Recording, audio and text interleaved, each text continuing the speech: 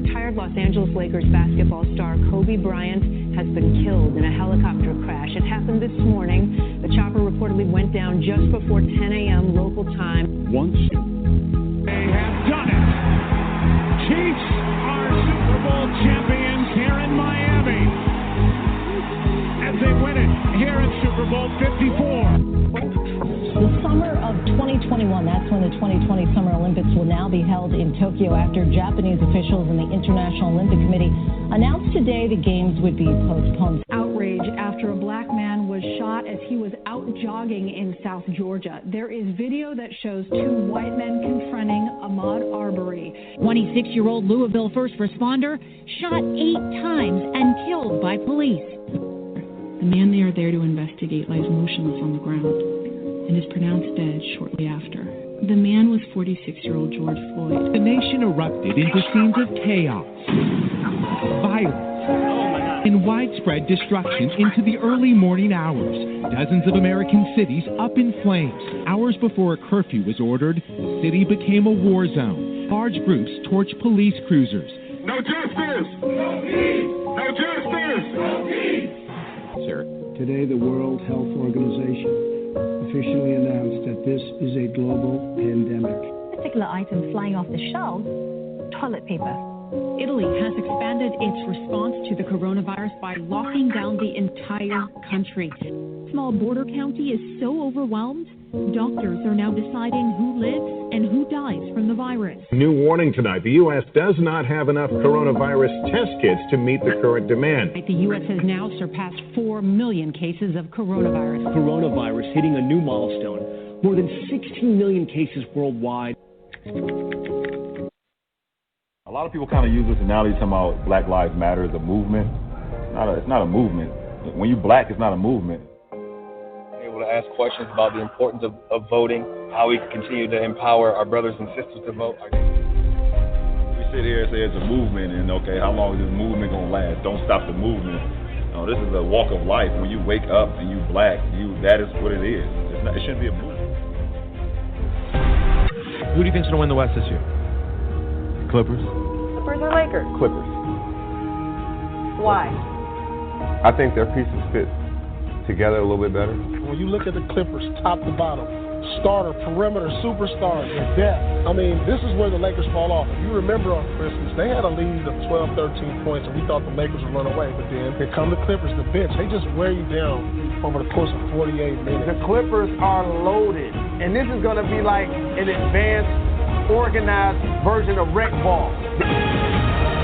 The Lakers conquer the bubble, and banner number 17 will soon hang in the rafters. Ever since the tragedy, all we wanted to do is do it for him, and we didn't let him down. It would have been great to do it, last game in his jerseys, but it made us come out even more aggressive, even more powerful on both ends of the floor to make sure we close it out tonight. And I know he's looking down on us, proud of us. I know, Vanessa's proud of us. The organization's proud of us. He was a big brother to all of us, and we did this for him. And welcome everyone to my second episode of CT Radio with Nick Gill. As you probably guessed, I'm the host, Nick Gilliard, and I'm gonna try to fit this year so far in a 30-minute episode. So bear with me. So without further ado, let's get started.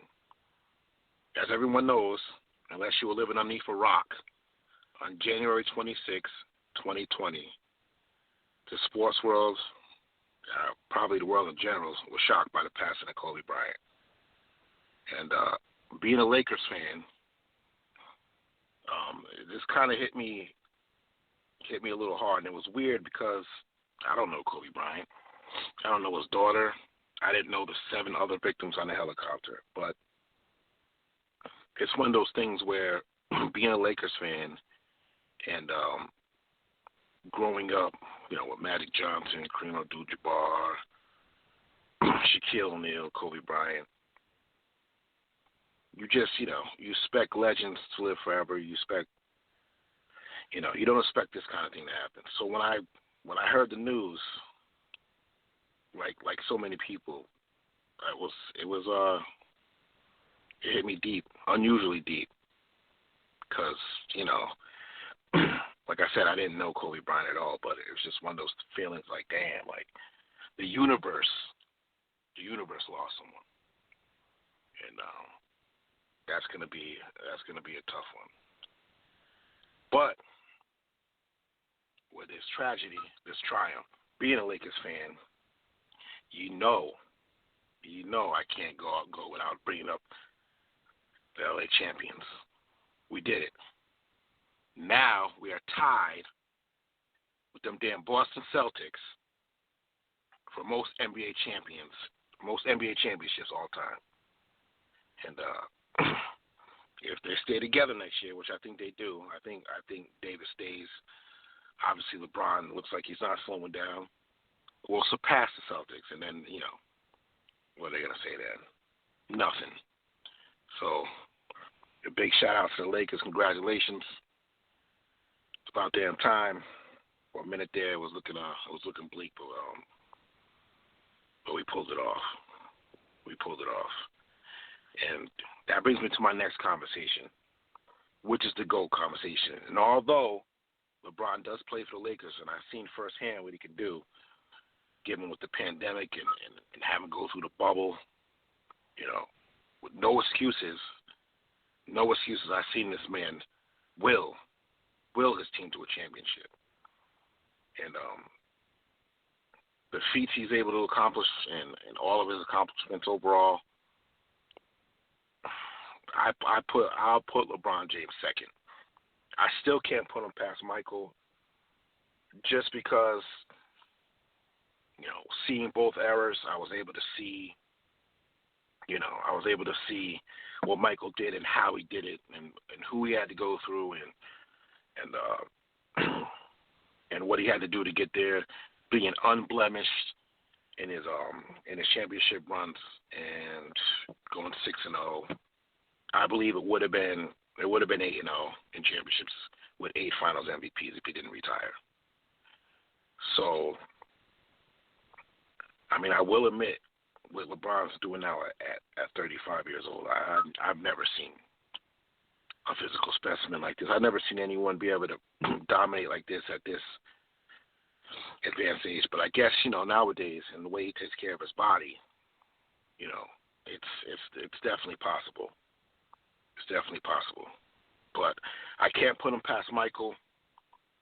And I'm not saying that LeBron had an easy way through. He's had some teams. He's definitely carried less talent to further heights than Michael. I will give him that. He's definitely carried less talent.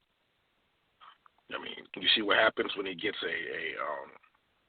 an all-star with him, a perennial all-star, and Anthony Davis. They dominated. They dominated the bubble.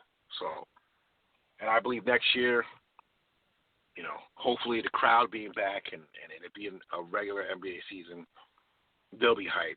Everyone will be hyped. We're in for one hell of a sports year. I can't wait.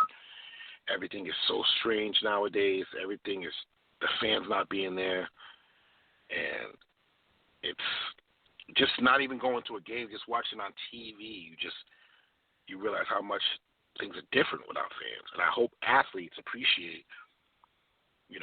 really appreciate what fans do for an atmosphere, what fans do for adrenaline, what fans do for generating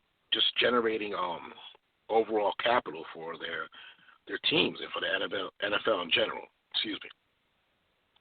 But, they'll be okay, and the NFL will be okay, and I believe we'll get back to normal soon enough. And the NFL transitions to NFL here. The NFL is off to a good start, surprisingly good start. I didn't think it was going to be this good.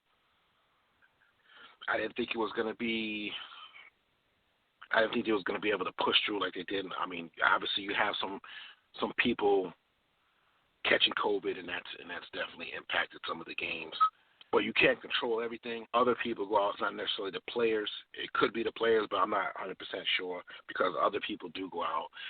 They're around other people who are there around other people, and so on and so forth. So you never know how they contracted the virus, but it's definitely affected us all, and it's definitely affected the NFL. But they did a hell of a job as far as the way it looks on TV, until they pan away, like, to the whole stadium view, they do a pretty good job of making it seem like it's a regular NFL game. I mean, you do hear things here and there that you normally wouldn't hear if it was a regular broadcast, if there were fans there, but that just brings a whole new dynamic to the game, I think.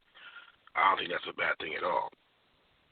But a lot of surprises this year, including my Chicago Bears. I didn't, coming in with Mitchell Trubisky and Nick Foles, I was surprised at the beginning that they went with Trubisky, because I just thought, we've seen all we was going to see from him. He's going to pretty much do the same. He was going to do his first read and then get rid of the football, and that would be it. Nick Foles, I think he was a little bit more dynamic. I feel like he, given protection, he'll drive the ball down the field, and he'll go through his progressions. First receiving out there, second receiving out there. He'll go through his progressions, and he's always looking for the big play. Yeah, he'll make mistakes, but I'd rather see an open-up offense than what we were seeing before that.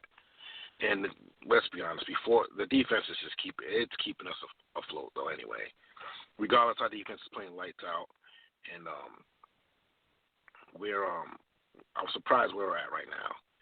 And I don't remember ever seeing so many people injured in such a short period of time ever watching football, and it's because of the lack of preseason games. It's because of the lack of OTAs. It's because of the lack of mini camps. So you're seeing a lot of injuries, and it's just one after another, and big names are going down. And then Dak going out for the year. Like, people thought that the old Red Rifle there was going to be the answer in Dallas, the Big D, but doesn't look like he's the answer either. And they're just a mess over there in Dallas. And it's a tough situation. A lot of teams are going to be wide open in the NFC, especially the NFC East, which is just a joke. The Eagles, the Cowboys, the Redskins, the Giants, all these teams with losing records still have a chance to win their division. I think that's why I'm an advocate for your records get you into the playoffs. It shouldn't be if you win the division, because you can win a division like in the NFC East, and you can get into the playoffs. Given that the Eagles did, given a shot in the playoffs, they did make noise and actually win a Super Bowl. But it's kind of one of those things. You shouldn't be rewarded for mediocrity. If it's not your year, it's not your year. It's just one of those things. And it's so far it's been a surprising year. I believe they'll finish the season. I believe they're crowned champion. It's just they really have to be careful. They know it's a contact sport. It's more of a contact sport than any sport out there. It's probably it's violent. These guys got to take care of their bodies. They got to watch what they're doing when they're leaving the facilities, and watch who they're around, because obviously, you can contract this virus fairly easy. They just got to be careful. They really, really got to be careful, and that's why it's such a tragedy with this COVID thing going on for local sports and local everything, because these kids who have, trying to get into college, these kids who have dreams to play in homecomings and to play in the ECC tournament and to play in things like that, and to trying to get seen by colleges. And now, because of COVID, who knows what's going to happen? They might have to sit out the whole senior year. Seniors are going to miss out on games. Kids are going to miss out on games. They're not going to be able to put the film out there. It's tough on everyone. I really feel for the local athletes everywhere, high school level, because it's just, parents and, officials are afraid to let these kids go play sports and let these kids get out there. I know in some spots, like down south, they are letting their kids play, and that's fine, but not in Connecticut. That's what I'm covering mostly. It's not like that here. So a lot of kids are missing out, and I feel for them. I really do, because sports is the lifeblood of a lot of people around here, and a lot of things to do. Connecticut, as you know, there's not a lot to do out here, so a lot of people concentrate on their sports. A lot of people focus on sports, and like I said, these kids are missing out, and it's going to be tough. And now they're at home, and they're home learning. I got 2 daughters that are home learning right now. It's different, but it's tough times. But we'll pull through. We'll pull through. I don't know when. I don't know how. But we'll pull through, and we'll have everything back to normal again. And hopefully this will help. Everyone embrace. Just humanity in general. Embrace the situation. The old cliche is, we're not promised tomorrow. And if we haven't seen what's going on in the world, you know that to be true, right? Like, I don't have to keep repeating that. So, get out there, vote. We do have a voice. People do have a voice. If you have a problem with the way the country's being ran right now, then vote. Try to do something about it. I know people think their vote don't matter. It matters. And being black in America, it's not easy. It's definitely not easy. So we got to make our voices known. We got to make our voices known in a positive way. So that's the way you do it. And I see what's going on, and I'm passionate, and I'm proud to be a black man, and I can support everything that's going on. But we got to do it the right way. We have to do it the right way. We have to respect one another, and we have to demand respect. We can't expect people to respect us and feel sorry for us if we don't demand respect and respect each other. There's a way to doing things. Everything's not black and white. We're strong enough to come together. We're strong enough to get what we want out of life. We're strong enough to even the playing field. Nobody's going to hold us back from doing anything. It's an illusion. If you're black in this country, there's no one that's going to hold you back from doing anything. You want it, you can get it. Don't let nobody tell you you can't do nothing. Don't use anything as an excuse. Don't use racism or if you think a white person is racist, don't use that as a crutch. You gotta do better. That's all. There's nothing wrong with doing better. There's nothing wrong with going out and working for what's yours. Are we behind the 8 ball sometimes? Yes. Yep. As black people overall, we are behind the 8 ball. Sometimes we gotta work twice as hard. But overall, it's a good country. Overall, we can make it in this country. Overall, we can put money back in our black-owned businesses and back in our communities, and not burn them down, and we gotta stop killing each other. We gotta stop killing our youth. Like I said, we gotta respect each other as black people, and we'll be okay. We'll be okay. Uplifting each other, that's the key. That's the key. Uplifting each other. Whether that's through politics, through business, through strong bonds, through friendship, it's the way we can get out of this. I know the future seems bleak right now, but on the other side of that, we stay together. If our communities are strong, and if our communities are prosperous, and we help pick each other back up instead of stepping on each other to get to the next stepping stone, we'll be all right. Easier said than done, but we'll be all right. That's what needs to be done. It's something I'm passionate about. I'm not saying there's no racism. I'm not saying there's no injustice, because obviously there is. What are you going to do? What are we going to do? I know what I'm going to do. I'm going to keep moving forward. I'm going to do what I have to do to create the best situation and the best life for people around me and the people who love me. Black, white, doesn't matter. And no one can stop me.